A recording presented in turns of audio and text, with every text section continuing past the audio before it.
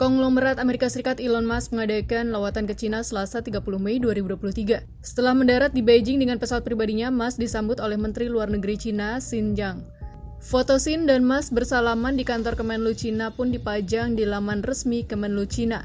Keesokan harinya, Rabu 31 Mei 2023, Musk bertemu dengan Menteri Perdagangan Wang Wentao dan Menteri Perindustrian Zheng Zhuanglong. Setelah bertemu dengan sejumlah pejabat teras di Beijing, ia terbang menuju Shanghai, kota di mana pabrik Tesla berada. Dalam pertemuan itu, Musk menyatakan penolakannya terhadap upaya pemutusan hubungan atau decoupling ekonomi antara China dan AS. Kedekatan hubungan antara Musk dan China menjadi sorotan Washington. Pada November 2022, Presiden AS Joe Biden menyatakan bahwa para eksekutif AS yang menjalin hubungan erat dengan negara-negara asing patut untuk diawasi. Gedung Putih semakin tidak nyaman ketika Musk mengeluarkan pernyataan yang menyarankan agar Taiwan seharusnya menjadi bagian dari China. Pernyataan ini juga membuat Taipei sangat marah.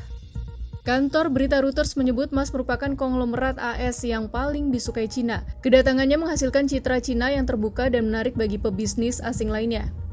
Sebagai pemimpin Twitter, Musk juga disukai China karena memberi saluran propaganda untuk pemerintah China. Twitter di era Musk menghapus label media Cina atau media terafiliasi dengan pemerintah Cina. Adapun analis senior dari lembaga investasi CraneShares, Anthony Sasin menyebut Musk dan Cina sama-sama diuntungkan dari lawatan itu.